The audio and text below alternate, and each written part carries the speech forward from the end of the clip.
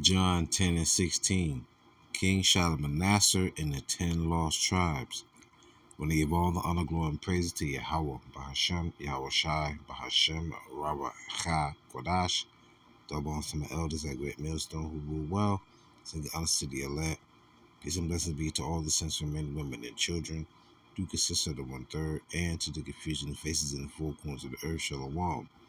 Land backing off of the elders, this is the spirit right now, going into the northern kingdom, which would be the so-called Latinos and Native Americans today, of being the lost sheep of the house of Israel.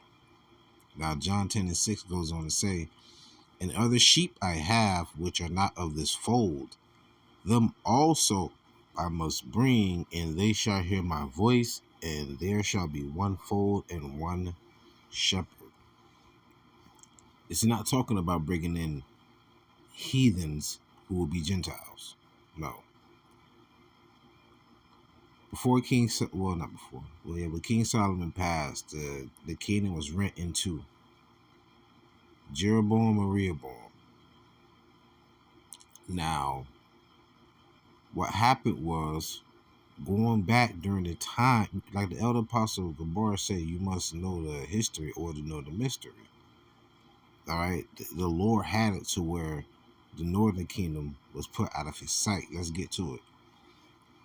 Now, I'm reading out of the Apocrypha, which is part of the 1611 King James Version Bible, which the Protestants try to take out during the 1800s. All right. 2nd Ezra chapter 13, verse 39 through 49, but I'm going to be jumping around a little bit, so bear with me.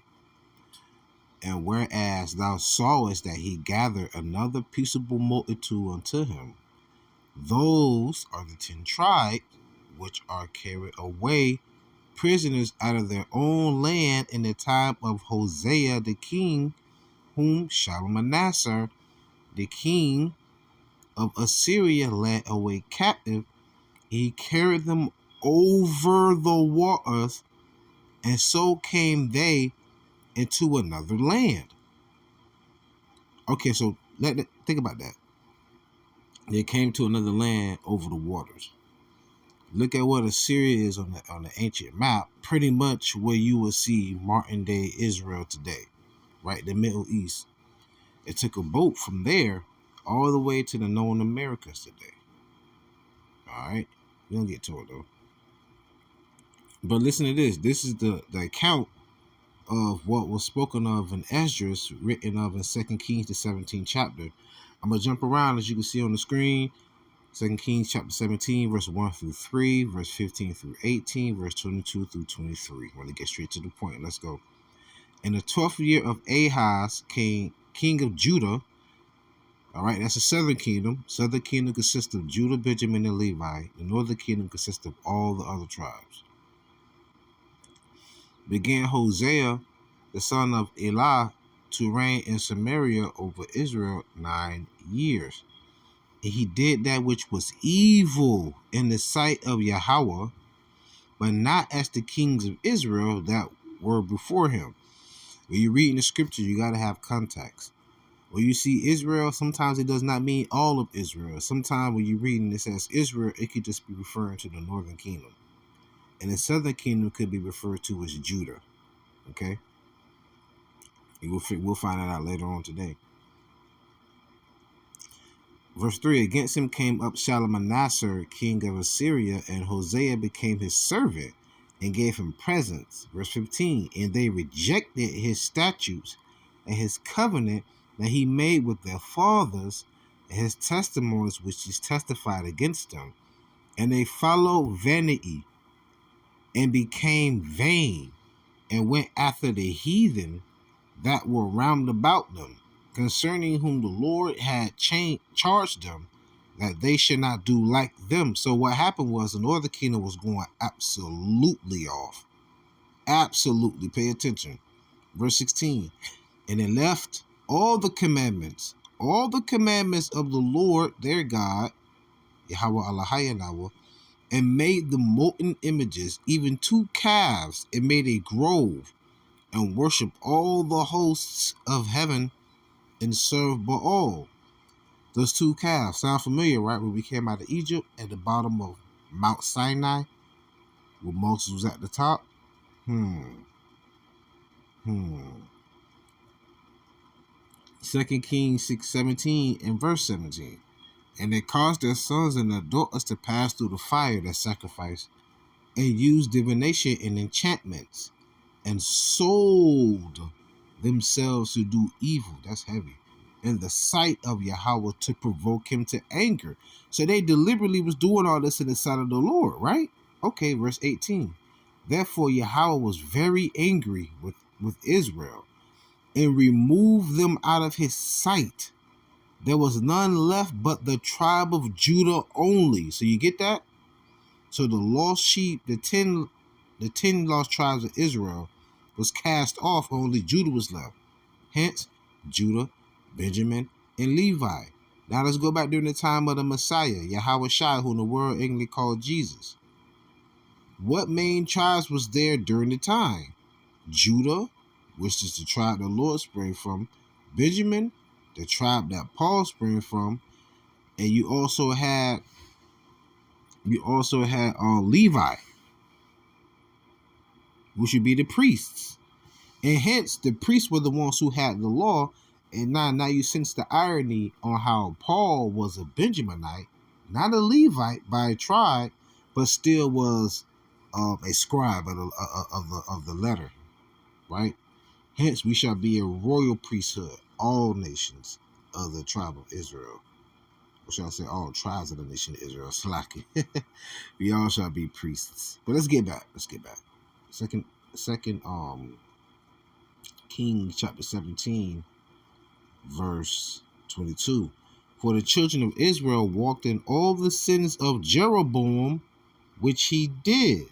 Hence, Rehoboam would have had been the king of Judah.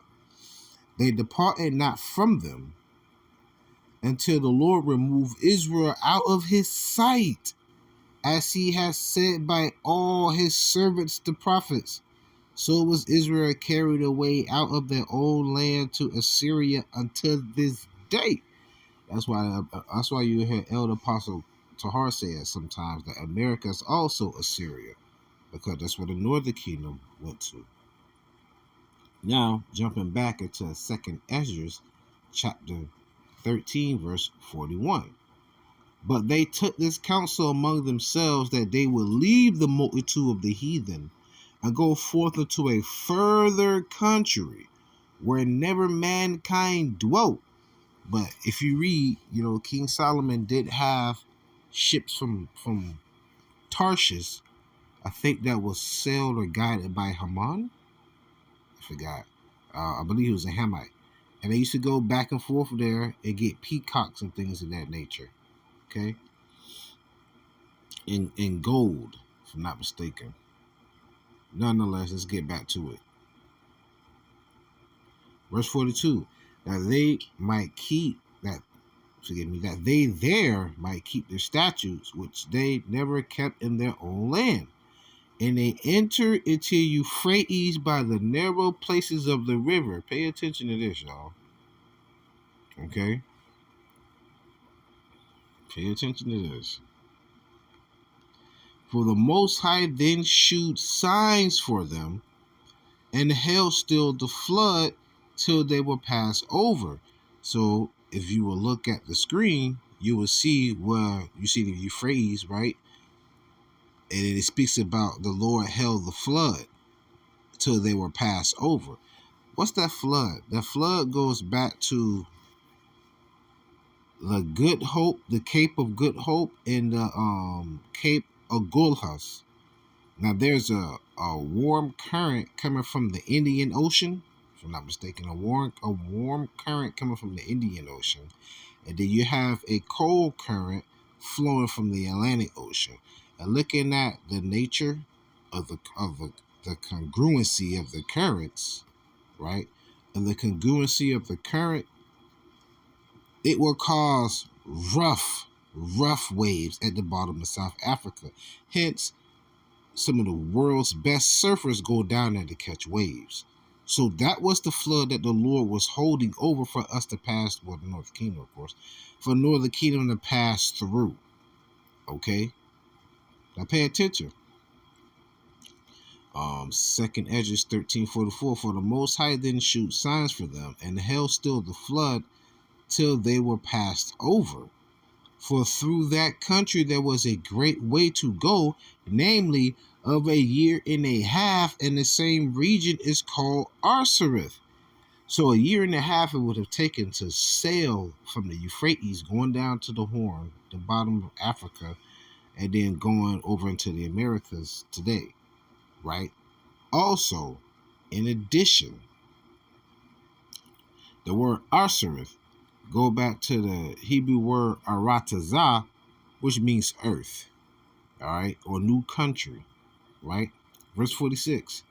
Then dwelt they there until the latter time, which is now, and now when they shall begin to come, the highest shall stay the springs of the stream again, that they may go through. Therefore sawest thou the multitude with peace. But those that be left behind of thy people, Judah, Benjamin, and Levi, are they that are found within my borders. Now when he destroyeth the multitude of the nations that are gathered together, he shall defend his people that remain. Now, hence, future, back to the future, so to say, right? Future tense. Jeremiah 50:33-34. Thus saith the Lord of hosts, the children of Israel and the children of Judah were oppressed together. This occurred during the Renaissance, because King Shalmaneser, he took the northern kingdom away. That was around 722 BC. 722 BC. When the prophet Jeremiah was on the scene, this was around 625 BC. So this was over 100 years later. Hence, when you're reading this, the northern kingdom was already gone. So this is future tense, saying that we shall be oppressed together. Hence, after the transatlantic slave trade, that's when Judah and Israel was oppressed together. And all that took them captives held them fast. They refused to let them go. And you also got Marcus Garvey. There was times where he was building ships to go back to Africa, but Esau kept giving them ships with holes in them because they refused to let us go. Hence, because this is the place of the prophecy where we were to be held captive until the Lord come to redeem us. Not all, us. Verse 34. The Redeemer is strong. The Lord of hosts is YAHAWAH of hosts is his name. He shall thoroughly plead their cause, that he may give rest to the land and disquiet the inhabitants of Babylon. Of Babylon. The inhabitants of Babylon. Northern kingdom was already gone. So this is future tense, talking about America today being Babylon. Nonetheless, though,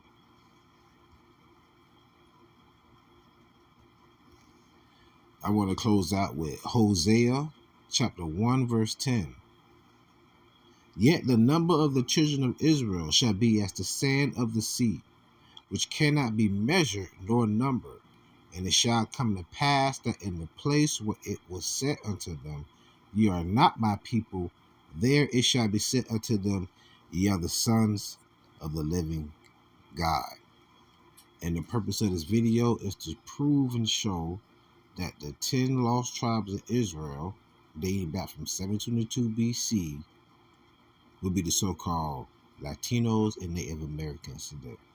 And Lord willing, I will do more videos going into who certain tribes are, which can be proved who Issachar is, who the Native American is, and much evidence here indicating that the lost sheep of the house of Israel was sent here to America by King Shalmaneser.